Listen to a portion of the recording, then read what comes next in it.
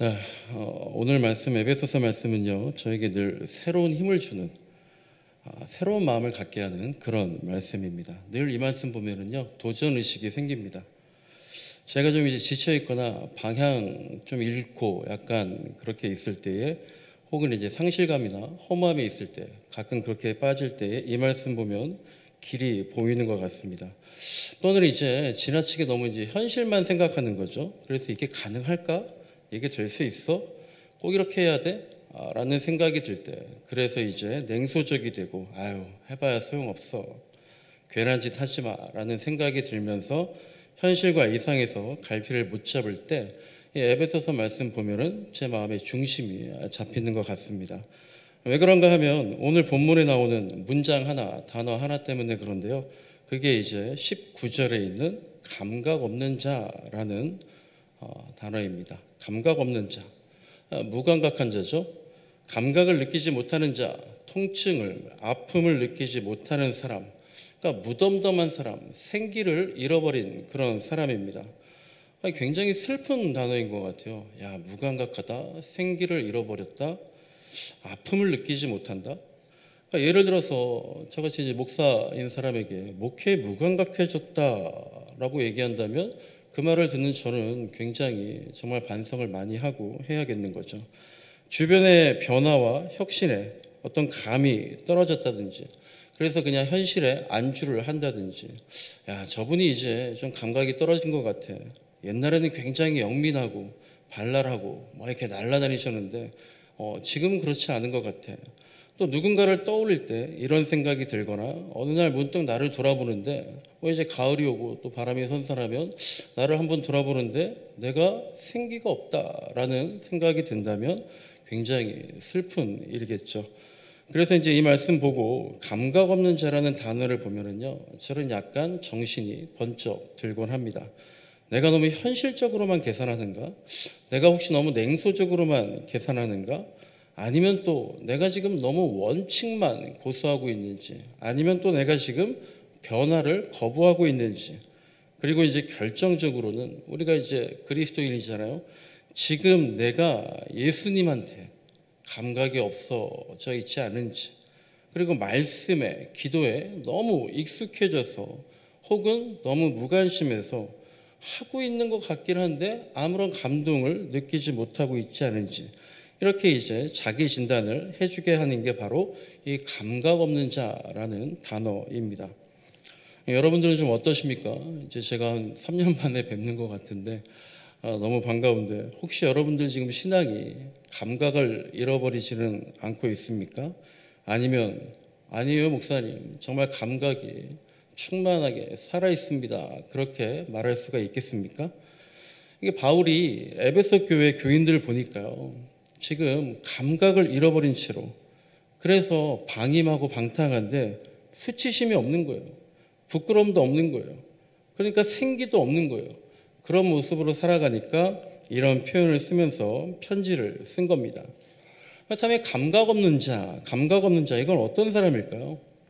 18절 보니까요, 무지한 사람이다, 굳어진 사람이다, 세 번역에 보면 완고한 사람이다 라고 표현되어 있습니다. 저는 이 무지하다라는 말하고 굳어져 있다라는 말 같은 의미인 것 같아요. 무지할수록 굳어집니다. 무지할수록 완고합니다. 무식할수록 고집센 사람들 가끔 있잖아요. 벼는 익을수록 고개를 숙인다는데, 아는 게 많을수록, 유식할수록 사실 겸손하고 유연하죠. 근데 모를수록 고집이 더 세고 완고한 겁니다. 그러면 역시 감각이 무뎌지는 감각 없는 사람이 되는 거고요. 또 그런 사람한테 만약에 그렇게 얘기를 하면, 저한테 만약에 감각이 떨어졌어요 목사님, 감각이 좀 무뎌진 것 같아요, 그렇게 얘기했을 때 제가 정말 감각 없는 자인지 아닌지는, 그런 말을 들었을 때 제가 만약에 그렇지 않아요, 그렇지 않습니다라고 고집을 부린다면 그게 바로 감각이 없다라는 증거입니다. 물론 여기에서 이제 본문에서 바울이 말하려고 하는 것은, 무지하다라는 거는요, 예수님을 알지 못한다라는 거죠. 그리고 굳어진다라는 것은 예수님 복음을 전해줘도 돌이키지 않는다는 그런 걸 말하는 겁니다. 그래서 그렇게 자기의 신념이나 헛된 신에게 빠져들지 않고 돌이켜서 예수님을 알아야 한다는 거죠. 우리 몸에서도요, 이제 아프거나 그래서 피부와 세포의 감각이 무뎌지면 통증도 느끼지 못하잖아요. 그러니까 병이 악화되거나 뼈나 세포가 썩어져 가도 모르게 되는 것처럼요. 우리가 예수님한테 이제 그럴 수가 있다는 거죠. 예수님을 느끼지 못하면 내가 지금 신앙이 한창 돌이키고 다시 정말 내 감각을 막 살려야 되는데 예수님을 느끼지 못한다면, 예수님 말씀에 무뎌져 있다면 그게 바로 우리의 영적인 뼈나 세포가 썩어져 가고 있는 것이다. 그러니까 무뎌진 영성에서 돌이켜서 감각 있는 자가 되라라고 그런 얘기를 바울이 하고 있는 겁니다. 내가 지금 정말로 감각 없는 자로 살고 있지 않은가? 내가 지금 공허하고 습관적이고 별다른 문제의식 못 느끼고 그냥 하던 대로, 남들 하던 대로 그냥 안주하면서 신앙생활하고 있지 않은가? 우리의 감각이, 우리의 신앙이 살아있는가? 아니면 무뎌져 있는가? 감각이 무뎌져 있다는 것은요, 성장하지 않는 겁니다. 변화하지 않는 겁니다. 인정하지 않는 거예요. 감각이 무뎌져 있다는 건요, 무언가 잘못되고 있다는 걸 전혀 알아차리지 못하고 있다는 겁니다. 굉장히 무서운 말인 거죠. 기업도 마찬가지고요. 교회도 마찬가지고, 목사도 마찬가지고, 우리 모든 그리스도인 마찬가지입니다. 교회에 대해서 어떤 믿음에 대한 그리스도인의 삶이 뭡니까? 여러분 가장 중요한 거, 가장 소중한 거 뭡니까? 제가 어저께 설교하다가 여러분 가장 소중한 게 뭡니까? 여쭤보고 뭐예요? 가장 소중한 게 우리한테? 복음이다. 구원이다. 영혼 구원이다. 이렇게 얘기하니까 나중에 설교 끝나고 이제 서로 나눔과 규제하는데 그건지 몰랐다라는 거죠. 가장 소중한 거 뭡니까? 복음이잖아요. 구원이잖아요. 근데 우리가 지금 얼마나 여러분들 제가 여쭤봤을 때 그게 딱 떠올랐는지, 그게 지금 우리의 영적 상태가 되는 거죠. 그렇게 감각이 무뎌지면 교회 역시, 예수님 역시, 기독교인 역시 그냥 다 사라져버릴 수 있다라는 거예요. 우리가 정말 최대의 적, 신앙의 최대의 적으로 생각할 것은 무감각한 신앙생활, 무관심한 신앙생활, 무덤덤한 신앙생활, 무표정한 그런 신앙생활, 이런 감각 없는 자의 모습이 아닐까. 나는 얼마나 신앙에 있어서 혁신적일까. 그래서 전통을 지키되, 말씀을 지키되, 율법을 지키되, 어떻게 새로운 신앙의 기준, 이 시대의 새로운 신앙의 기준을 선도할 수 있는가. 이걸 늘 생각하지 않으면요, 그냥 신약 성경은 그냥 옛날 얘기입니다. 그리고 구약 성경은 뭐예요? 더 옛날 얘기죠. 현재와 미래에 아무런 영향을 끼치지 못하는 그냥 오래된 고문서, 아직도 베스트셀러인지 모르겠지만 그냥 사람들에게 읽으면 좋아. 복음이 아니라 그냥 읽으면 좋아. 인격에 도움돼. 그렇게 들릴 수 있는 그런 책들인 거죠. 그러니까 무뎌지는 것만큼 두려운 게 없다. 이걸 우리가 알아야 됩니다. 그냥 그러려니 하는 자세.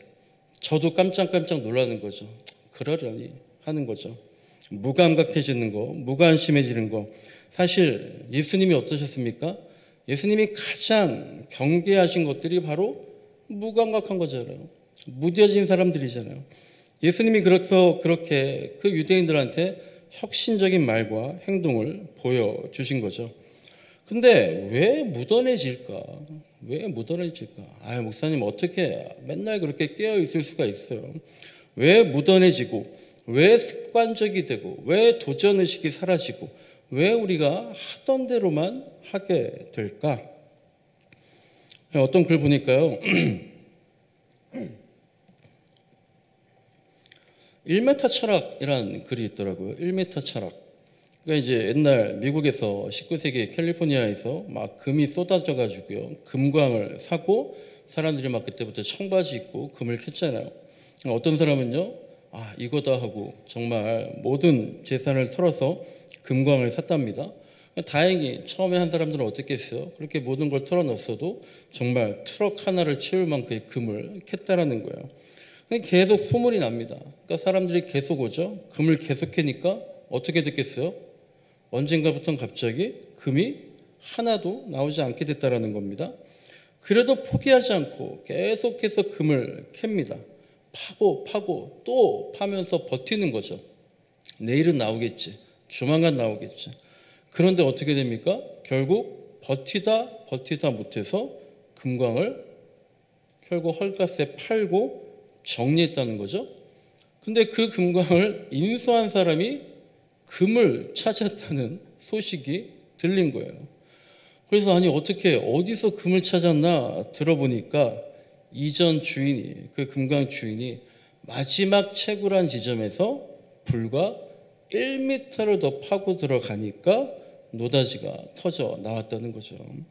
그러니까 그 금광을 파는 사람은 어떤 생각이 들겠어요? 땅을 치고 후회했겠죠. 내가 좀만 더 버틸 걸, 1m만 더 팔 걸, 조금만 더 견뎠다면 그런 생각이 들겠죠. 물론 그가 이미 몇 날, 몇 달 혹은 몇 년을 그렇게 1m를 더 팠겠죠. 그런데 문제는 뭐예요? 그 1m의 끝, 마지막 1m, 여기만 파면 돼. 그걸 아는 사람은 아무도 없잖아요. 그래서 계속 1m만 더 하다가 결국엔 도전이 식은 겁니다. 실패에 무감각해지고 결국 이건 실패할 거다라고 하는 마음으로 팔게 되는 거죠. 신앙에 있어서도요, 우리가 그런 도전의식, 실패야, 어쩔 수 없어, 안 되는 거야. 이런 생각에 사로잡혀서 도전의식을 잃어버리면 안 된다는 거예요. 여러분 마음이 막 뜁니까? 심장이 뜁니까? 저는 중학교 때 읽었던 책 글귀가 아직도 생각나요. 심장이 안 뛰는 사람은 아픈 사람이라는 거예요. 여러분 신앙생활에 있어서 두근거림이 아직도 있습니까? 설렘이 아직도 있습니까? 그걸 잃지 말아야 된다는 거예요. 근데 언제부턴가 우리가 새벽 기도에 나와서 기도해도 예수님 말씀 보고 들어도 아무런 감각이 없어요. 어떤 감동이 없어요. 전율이 없어요. 그냥 매번 듣는 말이 되고 그 말이 그 말이지. 예수님이니까 저렇게 말씀하신 거지. 목사님이니까 저렇게 말하는 거지. 장로님, 권사님이니까 저렇게 얘기하는 거지. 예수님 말씀이 더 이상 간절함, 생명력이 없어지는 거죠. 그래서 그 감각을 되찾는 자, 그걸 24절에 어떻게 표현하고 있습니까? 그게 바로 새 사람이다라는 거예요. 22절에서 옛사람을 버려라. 그리고 24절에서 새 사람을 입어라. 이렇게 말씀하시는데 무감각한 사람에서 아파서 통증을 못 느끼는 그런 병실에 있다가 이제 다 완치되어서 감각이 회복되는 감각 있는 자가 되는 것이 바로 새 사람이 되는 게 아닌가라는 생각을 해봅니다. 제가 이제 개척한 지가 벌써 3년이 되었습니다. 3년 전에 언제 어떤 일이 있었죠? 3년 전에 2021년에 모든 것이 다 완전히 새롭게 변해버린 코로나 시대였잖아요.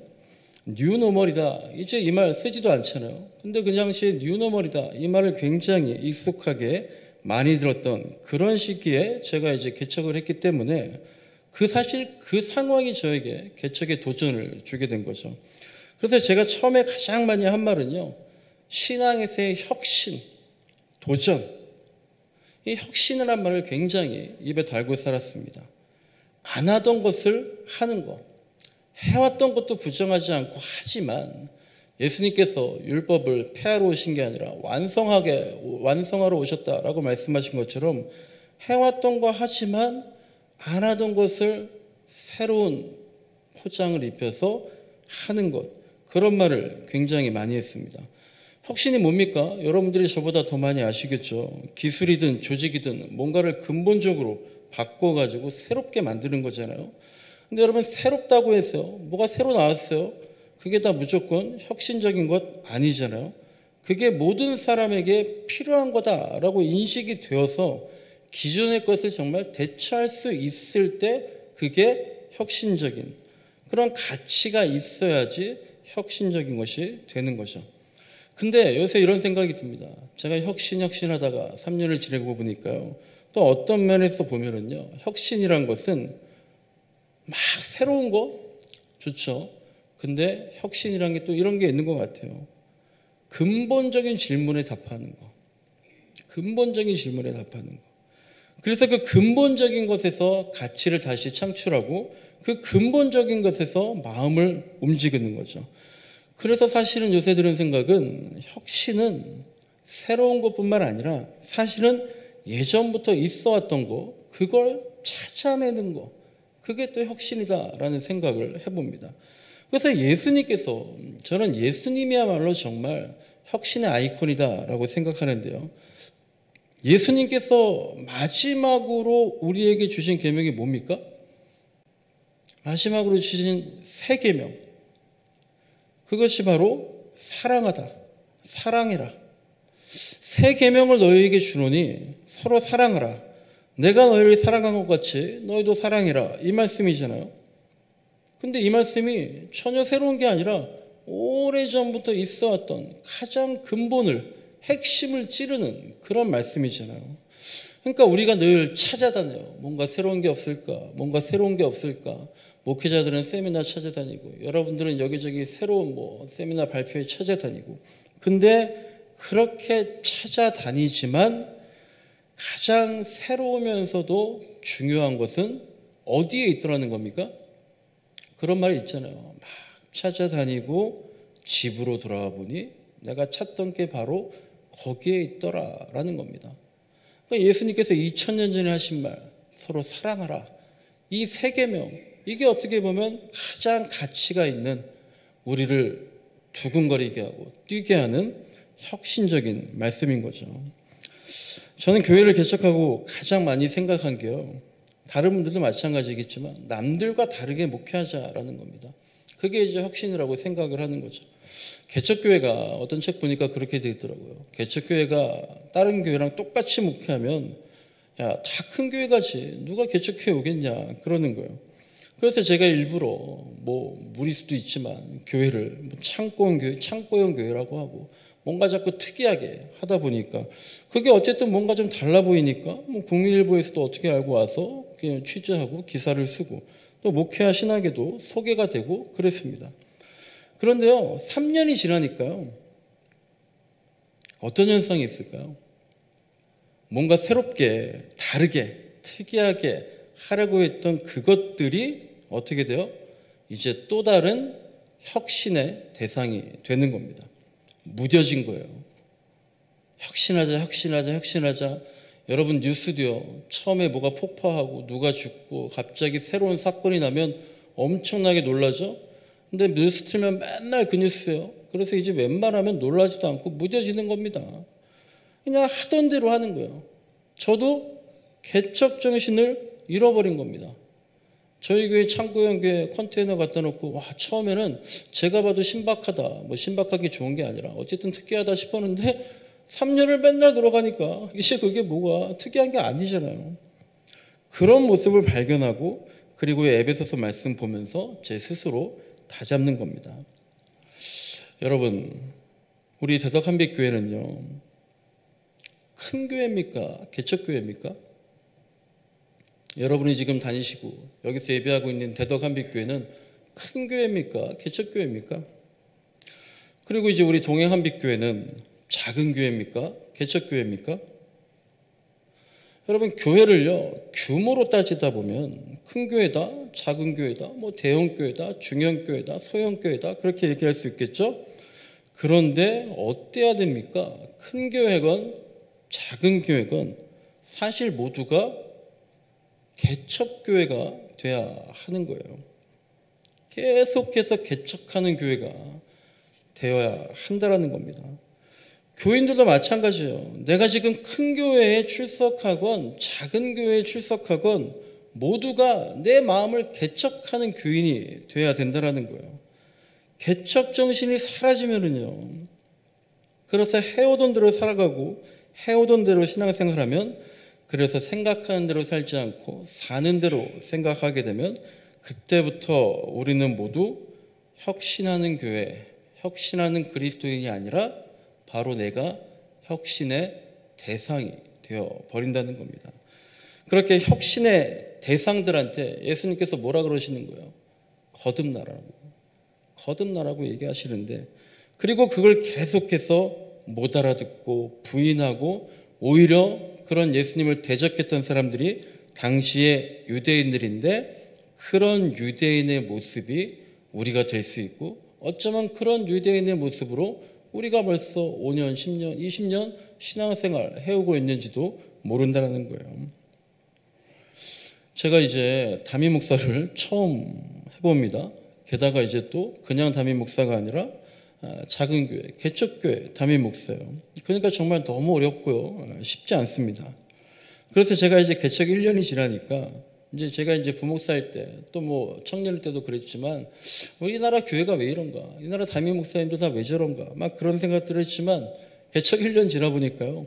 세상의 모든 담임 목사님들이 다 존경스럽더라고요.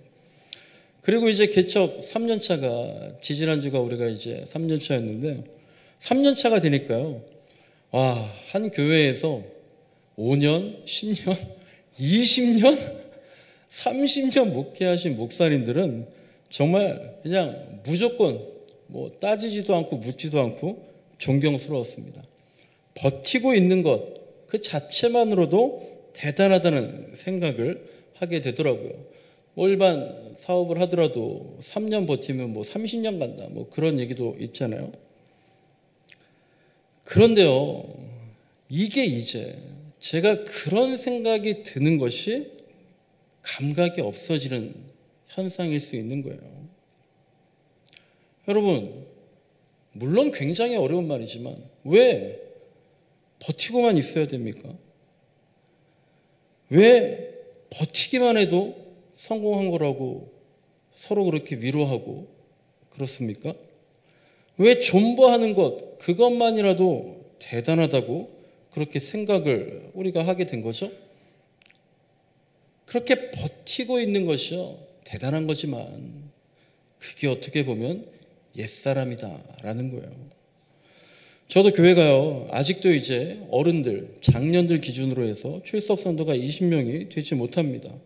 그러니까 이제 솔직히 개척교회 목사니까 인원에 관심이 없다면 오히려 안 되는 거죠. 그러니까 힘이 빠질 때도 있어요. 아, 우리 교회는 언제 30명이 되나, 50명이 되나, 100명이 되나. 다른 교회 먼저 개척하신 목사님들 보니까 막 교회가 성장하고 있고, 막 이제 그런 생각들이 안 든다는 게 거짓말이죠.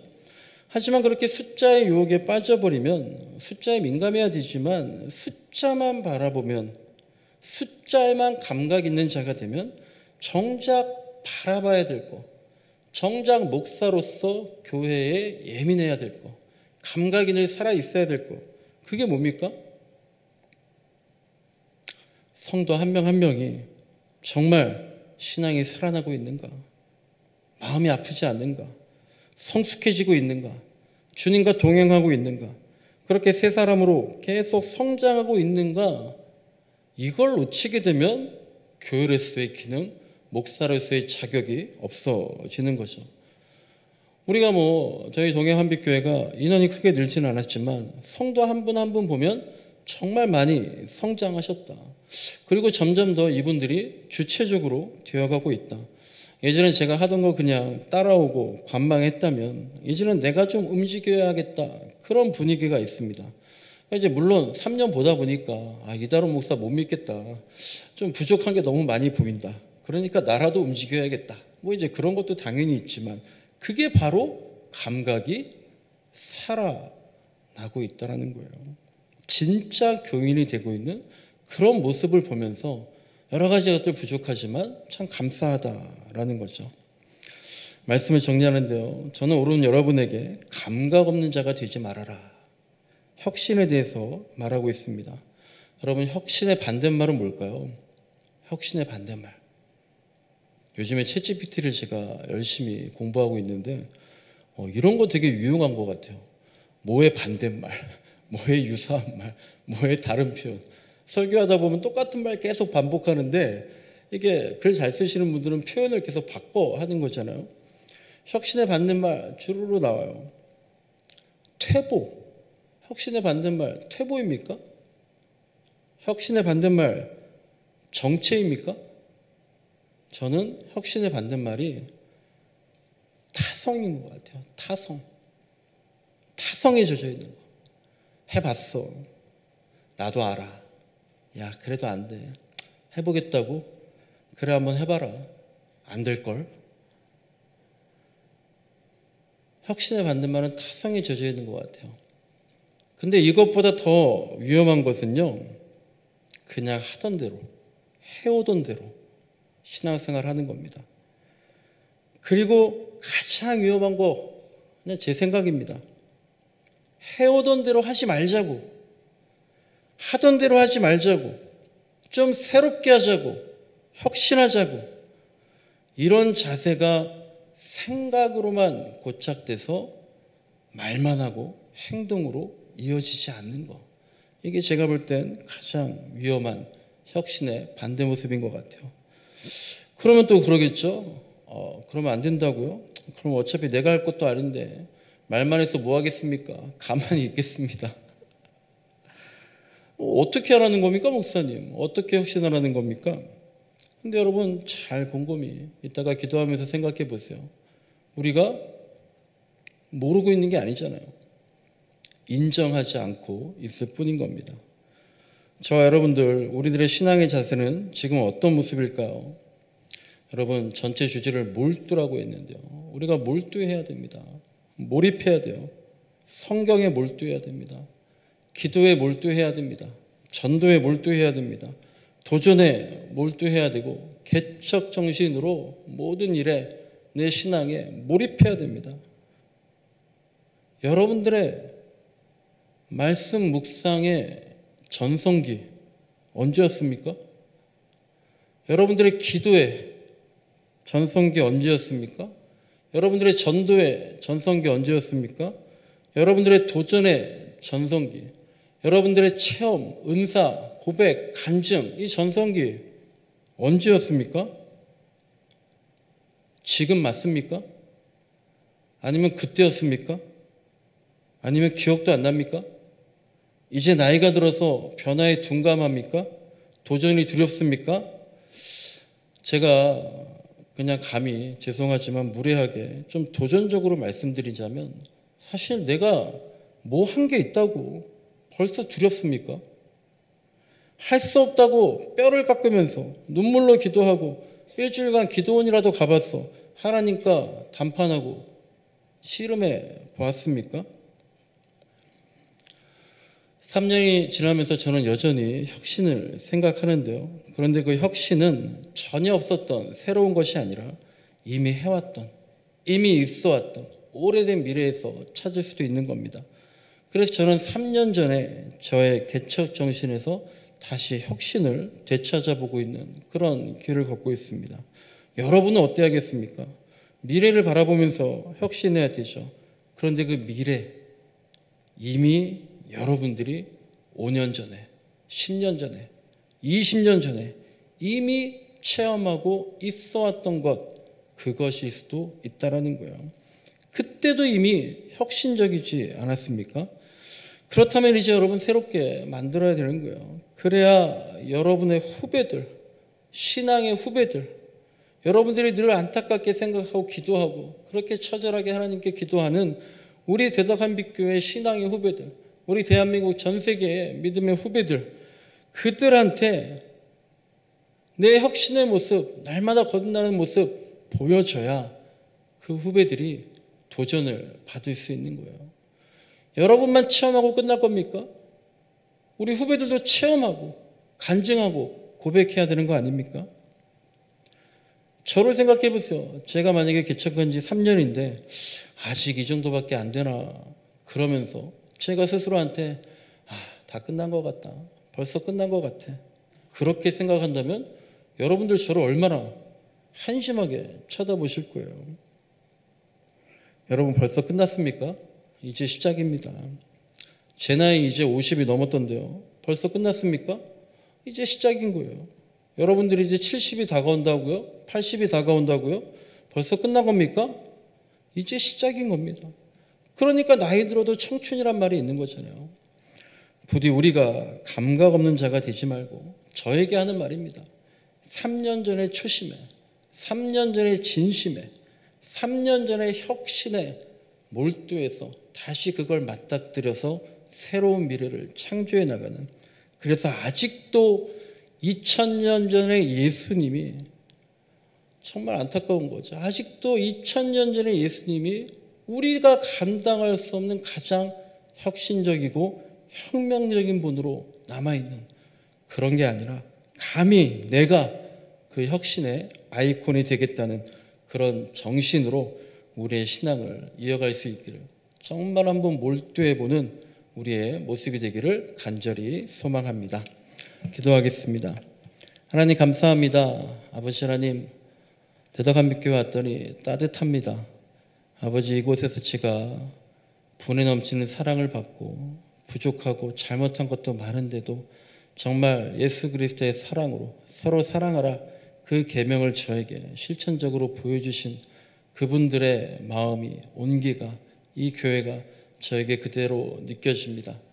그래서 참 감사하고 고맙습니다. 하나님도 우리들을 그렇게 보실 겁니다. 우리 대덕한빛 교인들이 저를 바라보던 그 감사한 마음으로 하나님은 더 따뜻하고 애틋한 마음으로 우리를 바라보고 있지 않습니까?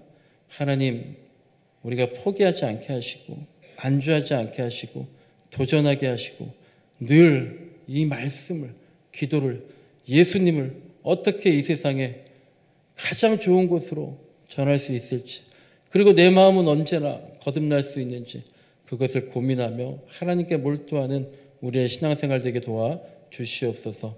예수님의 이름으로 기도드립니다. 아멘.